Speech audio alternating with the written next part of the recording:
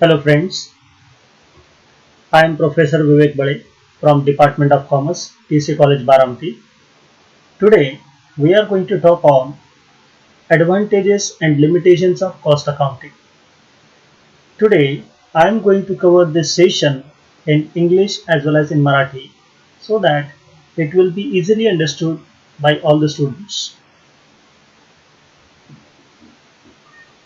Advantages of cost accounting are advantages to the management. How cost accounting is helpful to the management? Number one, it reveals the profitable and unprofitable activities. It means that cost accounting data, it will help the management to understand which activity of a business concern is profitable or which is unprofitable. Because in cost accounting, we are accounting for cost. It means that all the relevant costing data regarding a particular product or services can be easily identified, and the profitability of a particular activity can be easily understood by the management. Second, it helps in cost control. As we have already seen in the objectives of cost accounting, that cost accounting's objective is cost control. It means that when a company is in a position to know that the composition of cost, it easily becomes for that company to control that cost. The reason is they know the elements of cost. For example, material, labor, expenses. Suppose if you know how a product is made up of, then you can easily control the cost of any one of the element without hampering the quality of that particular product. So in that way, it helps the management in controlling cost. Third advantages to the management is it helps in decision making. Cost accounting is always helpful to the management regarding taking various kinds of decision. As we have already talked about, that is to make or buy decision. It means that whether to manufacture a particular product in our own industry or to buy the product from another industry. Sometimes fixation of selling price, inventory control, then just in time technique, all these things, it help the management while taking decision on the basis of only and only cost accounting data. Next, number 4, it helps the management in fixing selling prices. It means that while fixing the selling price, how much selling price should be fixed on a particular product, because when the company is new in the market, they don't have any sort of data for comparison. At that time, company can take or they can choose a similar kind of product of another industry, or they can make a comparison with other industries. But for making the comparison, there should be an understanding of how much is the cost of the another product. So based on that particular product's cost, management, on the basis of cost accounting data, they can fix the selling price of a product. Number 5, cost accounting helps in inventory control. Inventory? Inventory means nothing but material which is required for manufacturing product or services. As we know, cost accounting data, it keeps record of material, labor and expenses. So here the different categories of material is being done. For example, whenever we are manufacturing a particular product or rendering any sort of services, we should not have the much number of stock with us, because it will block the capital of our company. Or there should not be such a position that we have an under stock, because if we have an overstock, it will block our capital, and if we have an under stock, then it will create a disturbance in the production. So cost accounting, there are different techniques. So with the help of these techniques, it helps the management in controlling the inventory of a company. Number 6 advantage to the management is aids in formulating policy. Cost accounting helps while formulating the policy at the top level regarding company's profitability, its accountability, then its social responsibility. All these policy formulations are being done only and only on the basis of cost accounting data of a company. Number 7, cost accounting helps in cost reduction. Again, this is one of the objective of cost accounting, that cost, once you know the cost of a product, you can easily reduce the cost. Unless and until you have a data regarding cost, you cannot reduce the cost. So this is one of the best advantages to the management, is it can reduce the cost of a product without reducing the quality of a product, with and only with the help of cost accounting data. Next is, it reveals the ideal capacity.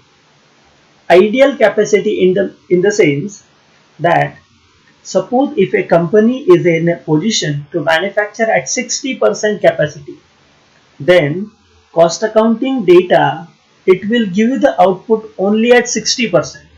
But if in future a company increases their manufacturing capacity from 60% to 80% or 80% to 100%, then cost accounting data will give you the same sort of capacity of a company with the help of cost accounting data. Next is, checks the accuracy of financial accounts. Cost accounting, it makes classification of cost on the basis of their behavior, their control and all. So it automatically helps the management to understand the accuracy of the financial statements of the business concerns.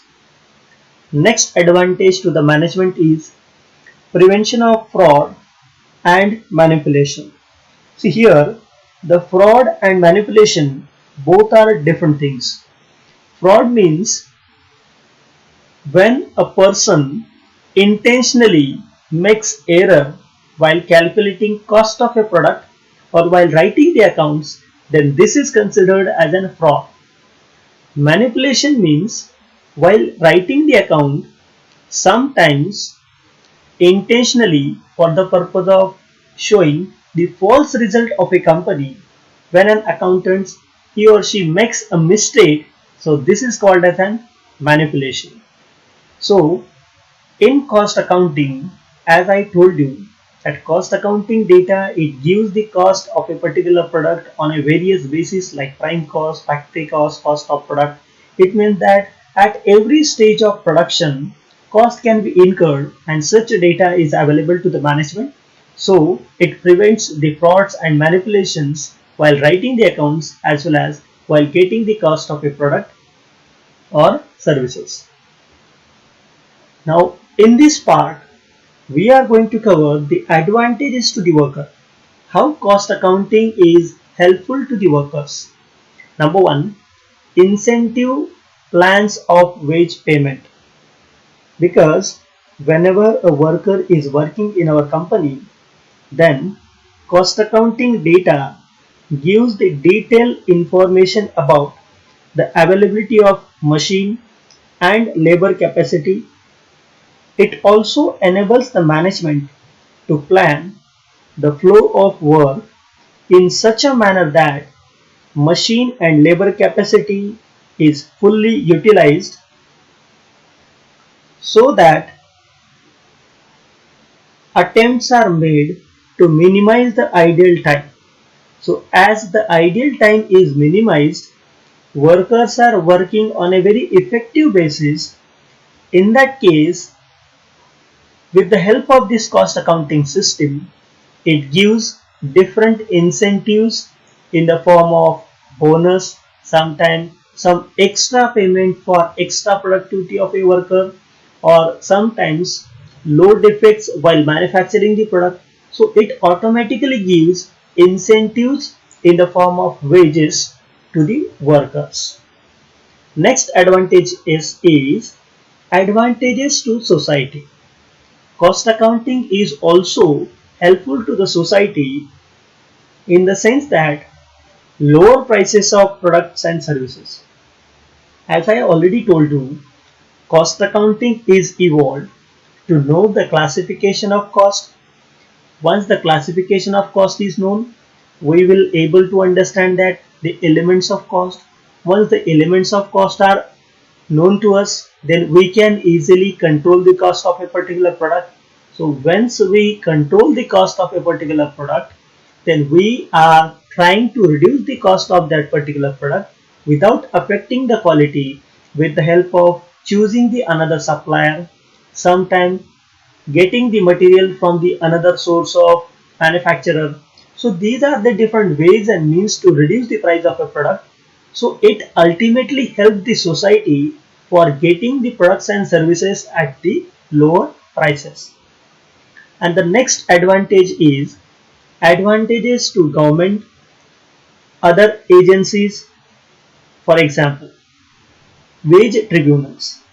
Cost accounting gives the data regarding how much is manufactured by a particular worker on the basis of hourly basis, on the basis of daily basis, so that in case if there is any discrepancy regarding the payment, wage payment of a worker, so the tribunal will use the data of cost accounting for the purpose of solving the cases of workers on the basis of wages. Second, trade union. Sometimes trade unions are favoring the worker that he has worked for 8 hours and why the company is not paying for the worker.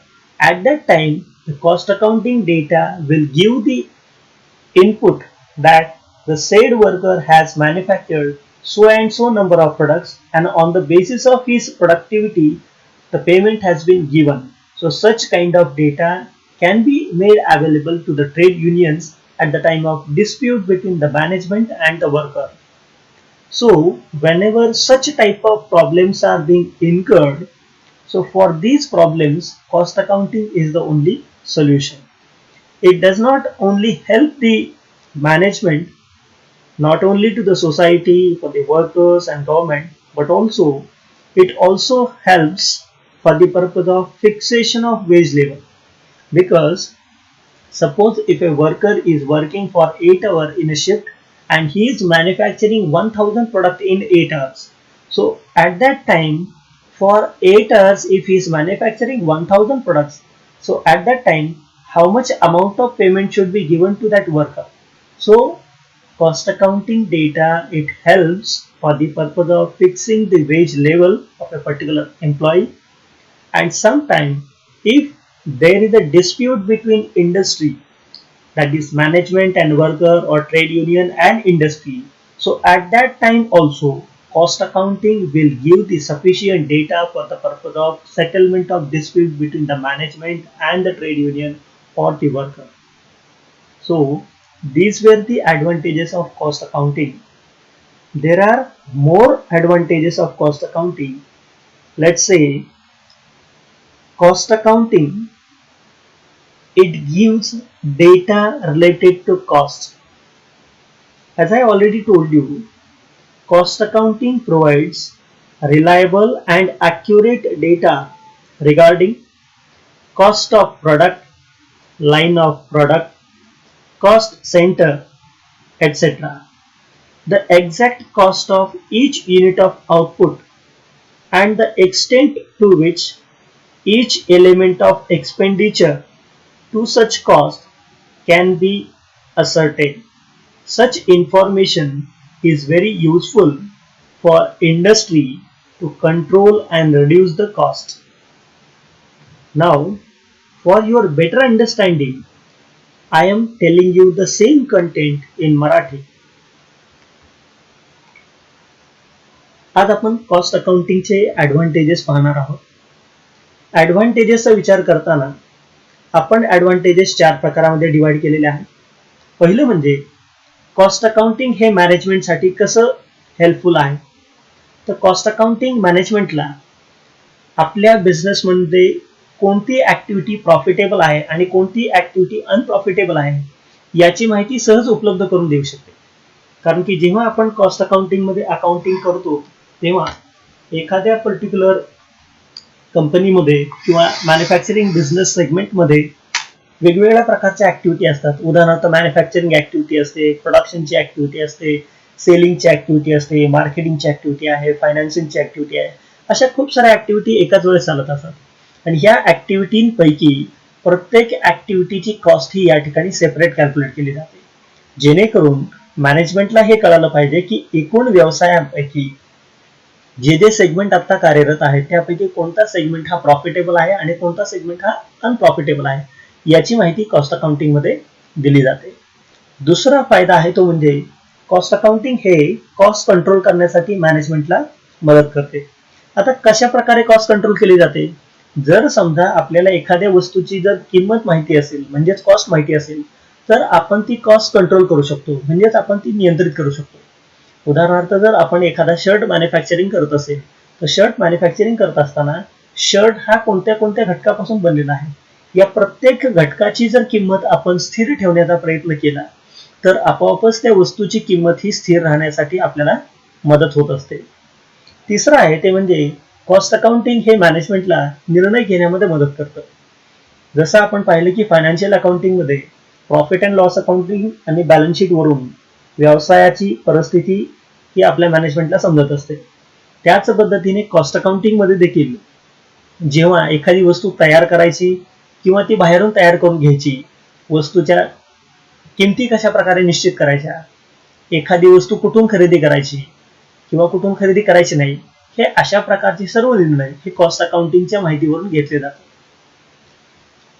पुढचा म्हणजे cost accounting हे एखाद्या वस्तूची विक्री किंमत ठरवण्यासाठी फार मदत करतं. जसं मी तुम्हाला सांगितलं, जेव्हा आपण कॉस्ट अकाउंटिंगचा अभ्यास करतो तेव्हा एखादी वस्तू तयार करत असताना ती वस्तू तयार करण्याचे काही टप्पे असतात. ह्या प्रत्येक टप्प्यावरती एक कॉस्ट तयार होत असते आणि त्या प्रत्येक टप्प्यावरती तयार होणारी कॉस्ट ही आपल्याला शेवटी किती सेलिंग प्राइस फिक्स करायची ही आपल्याला मदत करत असते. त्यामुळे कॉस्ट अकाउंटिंगचा जर आपल्याकडे डेटा नसेल तर ते मॅनेजमेंटला समजणार नाही की याची आपण सेलिंग प्राइस किती ठेवायची आहे. ते म्हणजे पुढचं म्हणजे इन्व्हेंटरी कंट्रोल, म्हणजेच आपल्या व्यवसायामध्ये जो मटेरियल आपण वापरणार आहे, जो माल आपण वापरणार आहे, तो माल जर आपण जास्ती आपल्याकडे खरेदी करून ठेवला तर उगाचच विनाकारण आपले पैसे त्याच्यामध्ये अडकून बसतील. आणि जर आपण मालाचा स्टॉक हा आपल्याकडे कमी ठेवला तर काय होईल की आपल्याला मॅन्युफॅक्चरिंग करत असताना मालाचा तुटवडा जाणवेल. म्हणजेच कॉस्ट अकाउंटिंग मध्ये असे काही टूल्स आणि टेक्निक्स आहेत ज्याला आपण इन्व्हेंटरी कंट्रोल टेक्निक्स असं म्हणतो.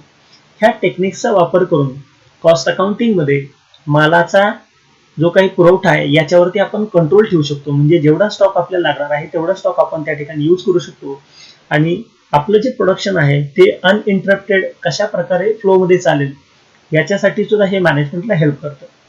त्याचप्रमाणे मॅनेजमेंटला जेव्हा केव्हा एखादी पॉलिसी ठरवायची असेल तर त्या पॉलिसी ठरवण्याच्या डिसिजन मध्ये देखील कॉस्ट अकाउंटिंगचा डेटा हा अतिशय महत्त्वाची भूमिका बजावत असतो.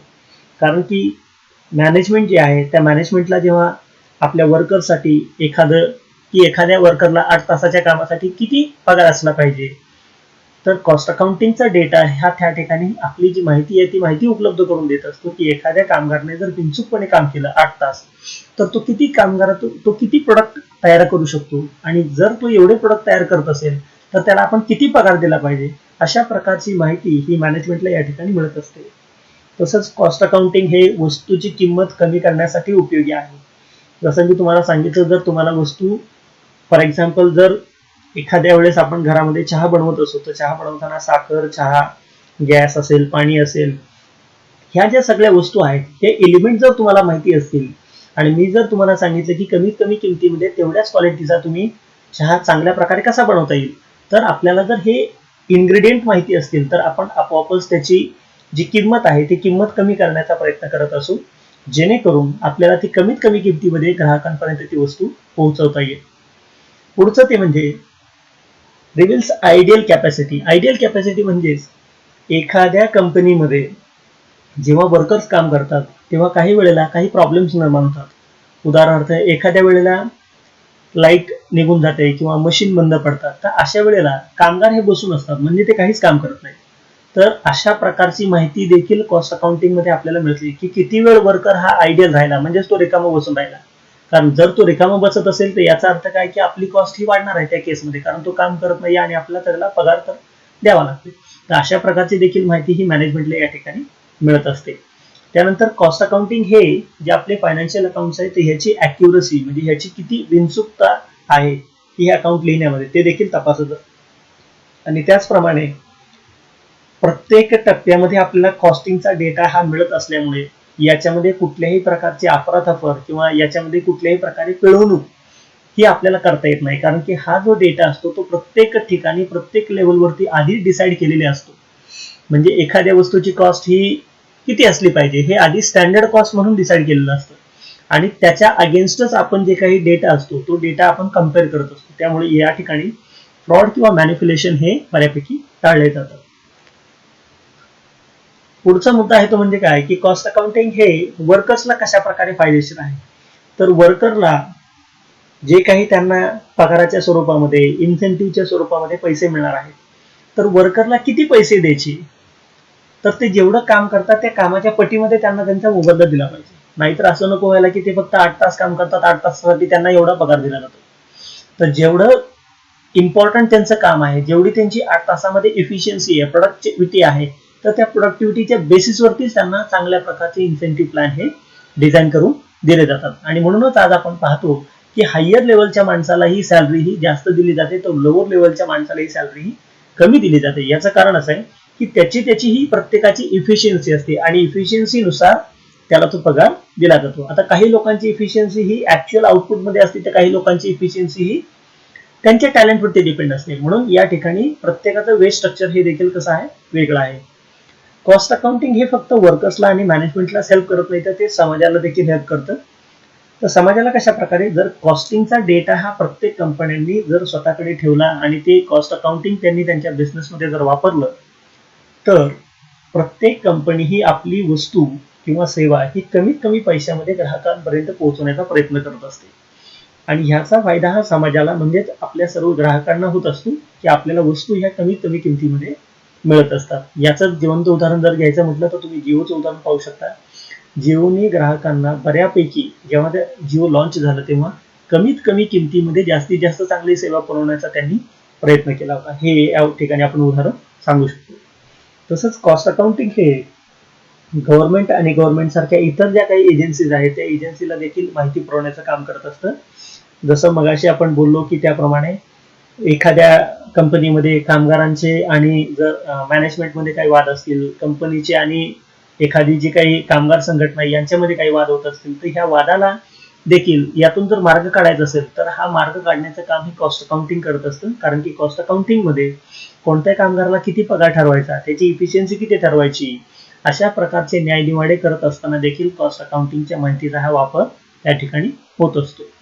आणि अशा प्रकारे हे कॉस्ट अकाउंटिंग आपल्याला बेनिफिशियल आहे. आता आपण पाहणार आहोत की एवढे सगळे कॉस्ट अकाउंटिंगचे फायदे जरी असले तरी सुद्धा कॉस्ट अकाउंटिंगचे काही लिमिटेशन्स आहेत. ते पुढील प्रमाणे. पहिला आहे इट इज अननेसेसरी. आता बऱ्याचदा खूप साऱ्या कंपन्यांना असं वाटतं की कॉस्ट अकाउंटिंग आम्हाला उपयोगाचं नाही. त्याचं कारण असं, ते म्हणतात आमच्याकडे फायनान्शियल अकाउंटिंग आहे आणि जर आमच्याकडे फायनान्शियल अकाउंटिंग असेल तर आम्हाला प्रॉफिट लॉस समजला बस झालं. आम्हाला प्रत्येकच वेळेस वस्तूची किंमत किंवा त्या वस्तूचे इन्ग्रेडियंट याच्यामध्ये आम्हाला फारसा इंटरेस्ट नाही. तर अशा वेळेला ते म्हणतात की कॉस्ट अकाउंट ही आमच्यासाठी अननेसेसरी आहे, त्याची आम्हाला फारशी गरज नाही. तर हा एक त्या ठिकाणी लिमिटेशन म्हणता येईल. दुसरं म्हणजे it is expensive. Cost accounting हे तसं खर्चिक आहे. याचं कारण असं, जर तुम्हाला तुमच्या कंपनीमध्ये कॉस्ट अकाउंटिंग ठेवायचं असेल किंवा सिस्टीम जर तुमच्या कंपनीमध्ये इम्प्लिमेंट करायची असेल तर अशा वेळेला तुम्हाला एक सेपरेट कॉस्ट अकाउंटंट नेमावा लागेल. त्या ठिकाणी सेपरेट कॉस्टिंगची टीम त्या ठिकाणी तुम्हाला ॲडॉप्ट करावी लागेल. सेपरेट टेक्नॉलॉजी तुम्हाला त्या ठिकाणी इन्स्टॉल करावी लागेल. म्हणजेच हे सर्व करण्याचं जे काम आहे ते काम थोडंसं खर्चिक आहे. तिसरं, इट इज इनॲप्लिकेबल. म्हणजेच कॉस्ट अकाउंटिंग हे सर्वच व्यवसायांना लागू होतं असं नाही. कॉस्ट अकाउंटिंग हे मॅक्सिमम करून ज्या ठिकाणी वस्तू आणि सेवांचं उत्पादन म्हणजेच निर्मिती केली जाते अशाच व्यवसायांना कॉस्ट अकाउंटिंग हे ऍप्लिकेबल आहे. ज्या ठिकाणी वस्तू आणि सेवांची निर्मिती होत नाही अशा ठिकाणी कॉस्ट अकाउंटिंग हे उपयोगी नाही. त्यामुळं इट इज इनॲप्लिकेबल हा एक लिमिटेशन कॉस्ट अकाउंटिंगचा आपल्याला म्हणता येऊ शकतं. It is a failure. आता कॉस्ट अकाउंटिंग हे फेल्युअर आहे असं का म्हटलं जातं? याचं कारण असं की कॉस्टिंगमध्ये फक्त एखाद्या वस्तूची कॉस्ट किती आहे, ती कॉस्ट कशी कंट्रोल करायची हे सांगितलं जातं. पण कॉस्ट अकाउंट तुम्हाला एवढा प्रॉफिट मिळवूनच देईल असं कुठेही सांगितलं जात नाही. त्यामुळं इट इज अ फेल्युअर हा एक लिमिटेशन कॉस्ट अकाउंटिंगचा आपल्याला सांगता येऊ शकतो. पुढचं म्हणजे the system is complex. Cost accounting समजून घ्यायचं म्हणजे थोडंसं किचकट प्रक्रिया आहे. कारण की याच्यामध्ये सगळ्यात पहिल्यांदा तुम्हाला कॉस्ट, त्या कॉस्टचे प्रकार, त्याचं क्लासिफिकेशन, त्यानंतर कॉस्ट कंट्रोलिंग टेक्निक्स, त्यानंतर बजेटिंग त्याचं टेक्निक, व्हरायन्स त्याचं टेक्निक, ABC ॲनालिसिस त्याचं टेक्निक, इन्व्हेंटरी कंट्रोल ते टेक्निक्स, ह्या सर्व गोष्टी ह्या खूप वेगवेगळ्या प्रकारामध्ये मांडल्या जातात. आणि ह्यातले सगळेच टेक्निक एखाद्या पर्टिक्युलर व्यवसायाला लागू होत नाही. कोणाला एक टेक्निक लागू होतं तर कोणाला दुसरं टेक्निक लागू होतं. त्यामुळे कोणी कोणतं टेक्निक वापरायचं हे ज्याचं त्याने ठरवलं पाहिजे. आणि कोणी कुठलं टेक्निक वापरायचं ही थोडीशी किचकट प्रक्रिया असल्यामुळे कॉस्ट अकाउंटिंग ही कॉम्प्लेक्स प्रोसेस आहे हा एक लिमिटेशन आपल्याला म्हणता येऊ शकतो. त्यानंतर इथं असं म्हटलं लॅक ऑफ ॲक्युरसी. बऱ्याचदा कॉस्ट अकाउंटिंगमध्ये काही गोष्टींबाबत संभ्रम आहे. उदाहरणार्थ जेव्हा आपण कॉस्ट शीट प्रिपेअर करतो तेव्हा कॉस्ट शीट प्रिपेअर करत असताना जर आपण एखाद्या बँकेचं लोन घेतलं असेल आणि त्या लोनवरती जर आपण इंटरेस्ट भरत असेल तर ते भरलेलं इंटरेस्ट हे कॉस्ट अकाउंटिंगमध्ये कॉस्ट शीट तयार करताना किंवा एखाद्या वस्तूची कॉस्ट तयार करताना हा जो इंटरेस्टचा मुद्दा आहे हा कुठेही विचारात घेतला जात नाही. म्हणजेच कॉस्ट अकाउंटिंग करत असताना देखील इथं असं म्हणणं आहे की कॉस्ट अकाउंटिंग हे ॲक्युरेट डेटा तुम्हाला प्रोव्हाइड करत नाही. आणि शेवटचं म्हणजे कॉस्ट अकाउंटिंग देखील सेकंडरी डेटाचा वापर करतो. म्हणजेच काय, कॉस्ट अकाउंटिंगमध्ये देखील जी कॉस्ट तुम्हाला आता इन्कर झालेली आहे म्हणजे जी कॉस्ट आता निर्माण झालेली आहे त्या कॉस्टचं कंपॅरिझन आपण एका पूर्वनिश्चित ठरवलेल्या कॉस्ट बरोबर करत असतो. म्हणजेच आपण सेकंडरी डेटा बेसिसच्या आधारावरतीच कॉस्ट अकाउंटिंगचे रिझल्ट हे मांडत असतो आणि म्हणून तो एक लिमिटेशन आहे असं या ठिकाणी म्हटलेलं आहे. आणखीन पुढे सांगायचं म्हटलं तर कॉस्ट अकाउंटिंगमध्ये नॉर्मल आणि ॲबनॉर्मल, कंट्रोलेबल आणि अनकंट्रोलेबल अशा प्रकारचे वेगवेगळं क्लासिफिकेशन या ठिकाणी दिलेलं आहे. ज्या क्लासिफिकेशनमुळे बऱ्याच ठिकाणी बऱ्याच कंपन्यांमध्ये कॉस्टिंगचा डेटा हा कशा प्रकारे असला पाहिजे आणि कशा प्रकारे नसला पाहिजे याबाबत संभ्रम निर्माण होऊ शकतो. आणि म्हणून या ठिकाणी हे कॉस्ट अकाउंटिंगचे लिमिटेशन्स असं आपण म्हणू शकतो. हे जर आपल्याला कन्क्लूड करायचं म्हटलं तर एक आपण असं म्हणू शकतो की cost accounting is not exact science. The principles of cost accounting are not static but dynamic. The cost of product arrived are based on some conventions, personal judgment and opinion of cost accountant, and arbitrary bases are used in allocating and appropriating certain costs or overheads. याचाच अर्थ थोडक्यात सांगायचं म्हटलं तर cost accounting हे exact science आहे असं आपण म्हणू शकत नाही. याचं कारण असं आहे, कॉस्ट अकाउंटिंग हे कुठल्याही प्रकारे एखाद्या प्रिन्सिपलला धरून नाही तर ते काळानुसार बदलत आहे. म्हणजेच एखाद्या वस्तूची जर किंमत तयार करायची असेल किंवा जर आपल्याला काढायची असेल तर ती किंमत काढत असताना आपल्याला काही पूर्व अंदाज गृहीत धरून चालावे लागतात, गृहीतकं मांडावे लागतात. बऱ्याचदा व्यक्तीच्या निर्णयावरती किंवा निर्णय क्षमतेवरती कॉस्ट अकाउंटिंगचे निर्णय हे बऱ्याचदा डिपेंड असतात. म्हणजेच एखाद्या वस्तूची कॉस्ट ही किती कमी होऊ शकते किंवा किती ते कंट्रोल करू शकतो हे व्यक्तीवाईज वेगवेगळं आहे. म्हणजेच कॉस्ट अकाउंटिंग हे स्टॅटिक नसून ते डायनामिक आहे आणि व्यक्ती आणि कंपनीनुसार कॉस्ट अकाउंटिंगची जी इफिशियन्सी आहे ती वेगवेगळ्या प्रकारे आपल्याला पाहायला मिळते. आज आपण या व्हिडिओमध्ये ॲडव्हान्टेजेस आणि लिमिटेशन्स ऑफ कॉस्ट अकाउंटिंग पाहिले. आता इथून पुढच्या लेक्चरमध्ये आपण डिफरन्स बिटवीन फायनान्शियल अकाउंटिंग आणि कॉस्ट अकाउंटिंग याचा आपण अभ्यास करणार आहोत आणि इथून पुढे मग आपण आपल्या दुसऱ्या टॉपिकला हात घालणार आहोत. थँक्यू.